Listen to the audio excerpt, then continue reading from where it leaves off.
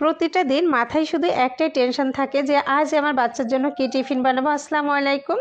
সকালে উঠেই শুধু মাথায় একটাই টেনশন থাকে বাচ্চার জন্য কি টিফিন বানাবো। আসলে বাচ্চারা সবসময় একঘেয়েমি টিফিন পছন্দ করে না, এই জন্য ডিফারেন্ট কিছু টিফিন বানিয়ে দিতে হয়। তো আমিও আজ ঝটপট একটা টিফিন বানিয়ে দিলাম। এটা কিন্তু খুবই সহজ আর বাচ্চারা খুবই মজা করে এই টিফিনটা খেয়ে থাকে। আপনিও কিন্তু ঝটপট এই নাস্তাটি বানিয়ে নিতে পারেন। এই নাস্তাটি তৈরি করার জন্য আমি এখানে 2টা ডিম নিচ্ছি। আর স্বাভাবিক তাপমাত্রার ডিম নেবেন, আর ফ্রিজের ডিম নিলে অবশ্যই 30 মিনিট আগে বের করে তারপরে এই ডিমটা নেবেন। আর আমি এখানে নিচ্ছি হাফ কাপ পরিমাণ চিনি। চিনিটা আপনি আপনার স্বাদ অনুযায়ী দিবেন। তারপর আমি এখানে 1 চিমটি পরিমাণ লবণ দিয়েছি। আর লবণ দিয়ে আমি এভাবে ডিম চিনিটা খুব ভালোভাবে হ্যান্ড উইক্স দিয়ে এভাবে মিশিয়ে নিচ্ছি। যতক্ষণ না চিনিটা একদম পুরোপুরি গলে যাবে ঠিক ততক্ষণ পর্যন্ত এভাবে আমি এটা মিশিয়ে নিচ্ছি। আর একদম চিনিটা আমার মিশিয়ে গলে গিয়েছে, সুন্দর একটা ফোম তৈরি হয়েছে। তারপর আমি একটা স্ট্রেনারে এই যে 1 কাপ পরিমাণ ময়দা নিলাম। ময়দার ভিতরে আমি 2 স্পুন বেকিং পাউডার নিয়েছি। আর এখন আমি খুব সুন্দরভাবে এটা টেলে নিচ্ছি। অবশ্যই শুকনো উপকরণটা এভাবে একটু টেলে নেবেন, তাহলে কিন্তু এই নাস্তাটা একদমই পারফেক্ট হবে। তো আমি এখন হ্যান্ড উইক্স দিয়ে এই যে খুব সুন্দরভাবে ডিমের মিশ্রণের সাথে ময়দাটা খুব সুন্দরভাবে মিশিয়ে সুন্দর একটা ব্যাটার তৈরি করে নিব। এই নাস্তাটা কিন্তু অত্যন্ত সুস্বাদু।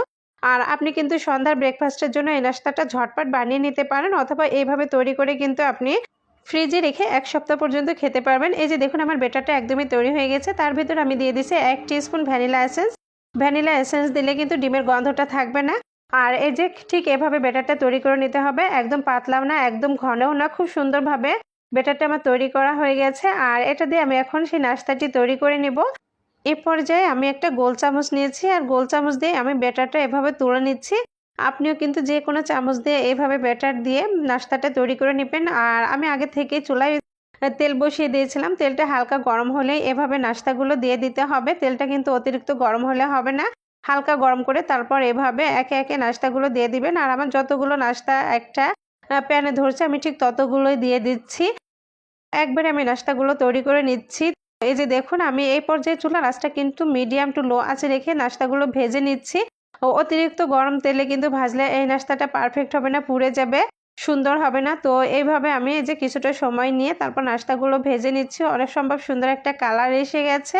তো আমি আরও কিছুক্ষণ এভাবে ভেজে নিব। আর এই নাস্তাটা তৈরি করতে কিন্তু অতিরিক্ত তেলেরও প্রয়োজন হয় না।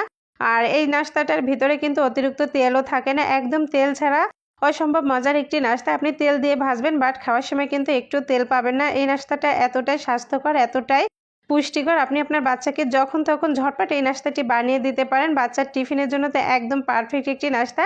আমি প্রায় আমার বাচ্চার টিফিনের জন্য এই নাস্তাটি বানিয়ে থাকি। তৈরি হয়ে গেল আমার আজকের খুবই মজার একটা ঝটপট নাস্তার রেসিপি। আমার নাস্তার রেসিপিটা ভালো লাগলে আমার পেজটি ফলো দিয়ে লাইক কমেন্ট শেয়ার করবেন। সবাই ভালো থাকবেন, সুস্থ থাকবেন। আজকের মতো এখানেই বিদায় নিচ্ছি। আল্লাহ হাফেজ।